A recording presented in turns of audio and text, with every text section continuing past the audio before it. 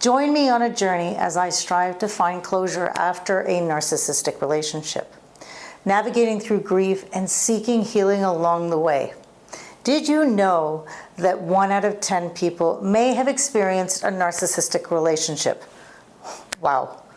Today, we're going to pull apart grief, which is a subject that's incredibly important for survivors of narcissistic abuse. Understanding the types of grief that you go through after breaking up with a narcissist that can help put into context why it's so much worse than ending a relationship that's relatively healthy. This is a heavy subject, but understanding it is crucial for your healing journey. So let's get into it. When you end a relationship with a narcissist, the grieving process is uniquely complex and devastating. Unlike a typical breakup where you're primarily grieving the loss of your partner and the relationship, breaking up with a narcissist involves at least 2 further distinct elements of grief. So let's get into the common elements of grief. Firstly, you grieve the partner that you lost, whether in a healthy relationship or a narcissistic one. Even in those relationships with a narcissist, there are moments of genuine connection, happiness, and good memories. Losing your partner means losing these moments, which can be very painful. You might also feel a sense of failure, self-criticism, guilt, shame, or even foolishness for staying in the relationship as long as you did. These feelings are normal, but can be incredibly harsh and self-punishing. Secondly, you grieve the relationship itself. Every relationship, even toxic ones, create a unique bond and a routine. The end of this relationship means the end of the familiar part of your life, which can be disorienting and deeply sorrowful. Like I used to go on Sundays for coffee with my partner. Now that's not happening. But a narcissistic relationship also has 2 additional layers of grief that make that process even more complicated. Grieving the narcissist as your child. Narcissists often present themselves as vulnerable, hurt, and damaged individuals. This taps into your parental instincts. You feel a strong urge to protect, heal, and to care for them. Because, of course, as givers and fixers, that we are codependent, we want to be the one to save them. Over time, you become the narcissist's emotional caretaker, essentially their parent. I get that. That sounds so weird. So when the relationship ends, you're not just losing a partner, but also the child you felt responsible for nurturing and protecting. This can be excruciating in terms of a loss because it goes beyond the romantic love and it taps into deep-seated protective instincts. Grieving that idealized self is the second.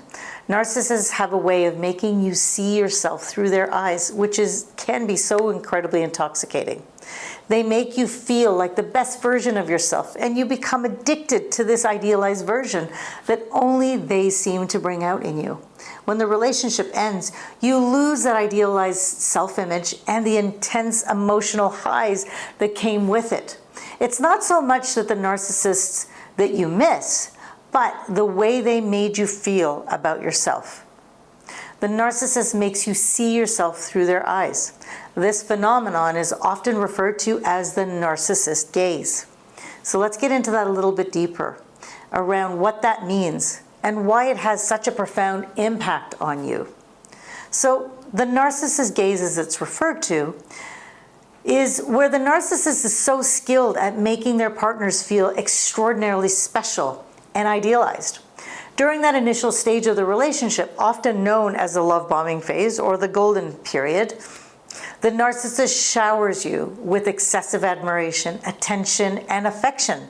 They look at you as if you are the most fascinating, talented, and beautiful person in the world. And by the way, you are. When you look into the narcissist's eyes and you see how they perceive you, you start to view yourself in that same way. You see a reflection of an idealized version of yourself. Someone who is perfect, flawless, and deeply loved. This reflection is incredibly intoxicating because it allows you to experience a version of yourself that is free from self-doubt and insecurity. You feel more confident, attractive, and accomplished like never before. Often it's like the Disney princess phenomenon, where you are swept off your feet by this royal mate.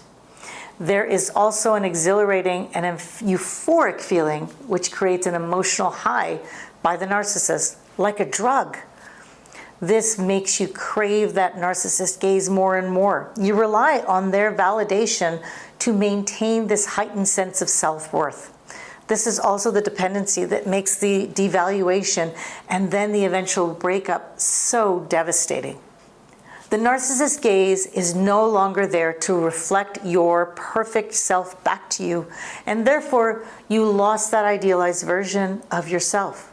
This loss is akin to losing a part of your identity. You may feel a profound sense of emptiness and confusion as you struggle with this sense of self-worth without the narcissist's constant validation. This is often why the phrase, "I feel like a shell of myself," or "I feel like an empty shell," are common phrases that survivors express. This loss triggers a unique type of grief. You're not just grieving the end of the relationship, you're also mourning the loss of the person you saw through the narcissist's eyes. This aspect of grief can be particularly painful because it feels like you've lost a part of yourself that you'll never get back. Understanding this dynamic is crucial for the healing process. Here are some of the strategies to help you reclaim some self-image and rebuild your self-worth. So the first is self-reflection. Spending some time self-reflecting of your own strengths and qualities independent of the narcissist's validation. Write down your achievements, your talents, and positive attributes. Recognize that these qualities are inherent in you, not just the reflection of someone else's eyes. The second is seek affirmation from within. So learning to validate yourself, practicing self-affirmation techniques where you acknowledge and appreciate your own worth. Positive self-talk and daily affirmations can help reinforce your self-esteem. The third is building healthy relationships. Surrounding yourself with people who are genuinely appreciative of you and support you. Healthy relationships are based on mutual respect and admiration, not an idealization and dependency. And the fourth, professional help. Therapy can provide a safe space to explore your feelings and develop a healthier self-image. A therapist can help you understand the impact of the narcissist gaze and guide you towards reclaiming your sense of self. The last is acknowledge your feelings. Allow yourself to feel the grief fully. It's important to validate your emotions and understand that grieving these multiple layers is normal. Practicing self-care is the focusing on activities that nurture your mind, your body, and your soul.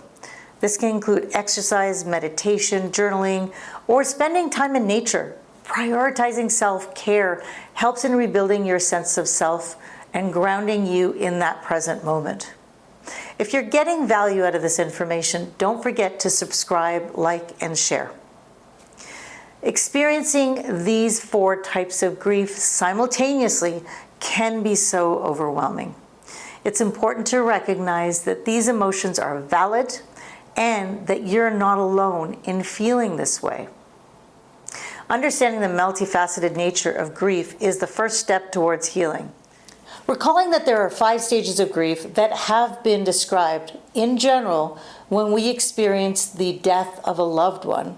There's denial, there's anger, bargaining, depression, and acceptance.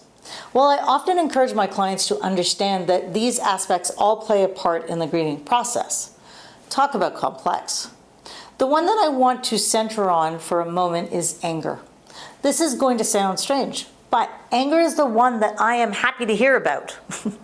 When I have clients who start to experience anger, it's a sign to me that they are starting to claim who they are, the injustice of how they were treated, and basically them taking back some of their power. As much as I suggest that we allow and experience all of our emotions and not criticize the depths of despair or the time it takes to get out of some of these feelings, I also want my clients to focus on their feelings. What do I mean by that? Most survivors are focused on the narcissist and what he or she may be thinking, feeling, and so on.